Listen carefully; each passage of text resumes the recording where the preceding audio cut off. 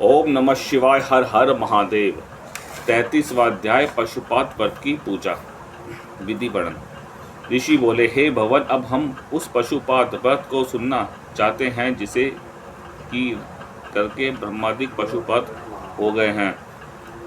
वायु बोले, पशुपात व्रत अथर्व सिरस उपनिषद में कहा गया है, जिसके करने का समय चैत्र की पूर्णमासी है।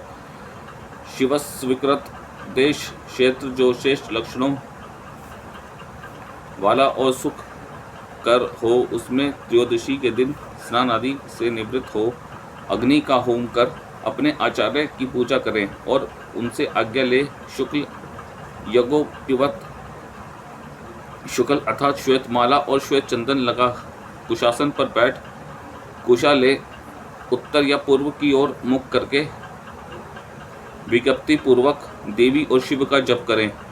जब तक शरीरपात हो या बाहर या 12 वर्ष तक अथवा 6 वर्ष तक, 12 महीना, 6 महीना, 3 महीना अथवा 1 महीना ही, अथवा 12 दिन, 6 दिन, 3 दिन या 1 दिन ही का संकल्प कर इस व्रत को करें। घी समिता और चरु से स्विदी अग्नि में बिरजा होम करें। उस होम में पंचाक्षरी का मंत्र कहें। उसमें यह स्मरण करते रहें कि इससे मेरी देह के तत्व शुद्ध हो रहे हैं।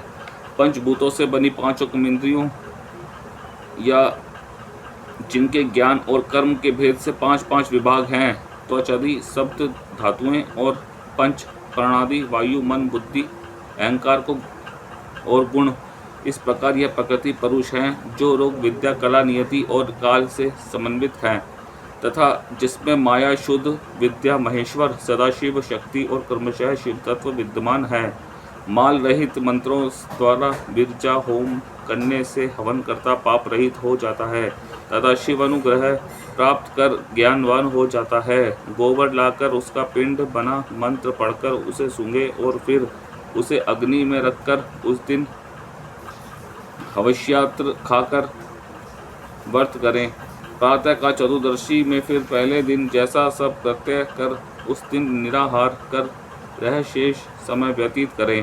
फिर प्रातः सब कृत्य कर होम करें और रुद्राग्नि शांत कर यत्नपूर्वक भस्म ग्रहण करें। सिर पर जटा और मुंडित सिर हो या केवल शिखा ही हो तो भी भस्म को धारण करें। वह लोग लज्जा रहित दिगंबर भी हो सकता है, अथवा कषाय वस्त्र या चर्म या चीर वस्त्र या एक ही वस्त्र धारण किए रहे। वलकल या मेखला धारण किए रहें। फिर पाँव धो बार आचमन कर अथर्वण वेद के अग्निरीति 6 मंत्रों से शरीर में भस्म लगावें। सिर से लेकर चरण तक लगाएं और ओंकार सहित शिव का उच्चारण करें। फिर जमदग्नि के त्यायुष इस मंत्र से त्रिपुण लगावें। शिव भाव से शिव योग का आचरण करें। तीनों संध्याओं में पशुपात व्रत करें। इससे पशुत्व दूर हो जाता है, मुक्ति प्राप्त होती है। जब इस प्रकार पशुत्व दूर हो जावे तब सनातन महादेव की लिंग मूर्ति की स्विधि पूजन करें। इस संबंध में आचार्य जैसा विधान करें, उसे सीख कर वह उस सब विधि करें और फिर विधि पूर्वक पंचाक्षर मंत्र का उच्चारण करता रहे। देह के अंत तक जो इसे सावधानी से करता हुआ इस व्रत को करता है वह नैष्टिक व्रत कहलाता है। वही सब आश्रमों में श्रेष्ठ महापशुपात व्रती कहलाता है और वही तपस्वी श्रेष्ठ महाव्रती है।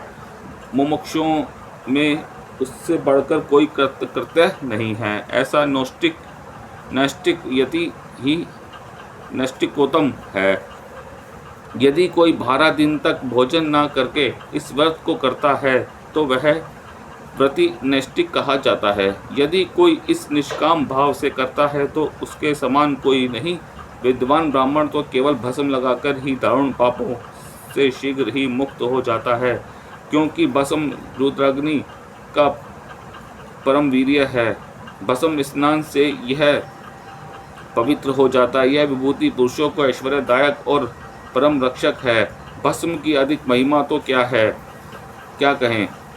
इसी ऐसे व्रती भस्म स्नान कर महेश्वर रूप हो जाता है। यह भस्म परमेश्वरी और शैवों का परम शिव अस्त्र है। इसी ने तपस्वी उपमन्यु के तपकाल की आपदा हरण की है। मनुष्य को चाहिए कि धन के समान ही भस्म का संग्रह करे। भस्म स्नान से प्रीति करना ही सफलता योग्य है। इति श्री शिवपुराण सप्तम संहिता का 33वां अध्याय समाप्त हुआ। ओम नमः शिवाय। हर हर महादेव।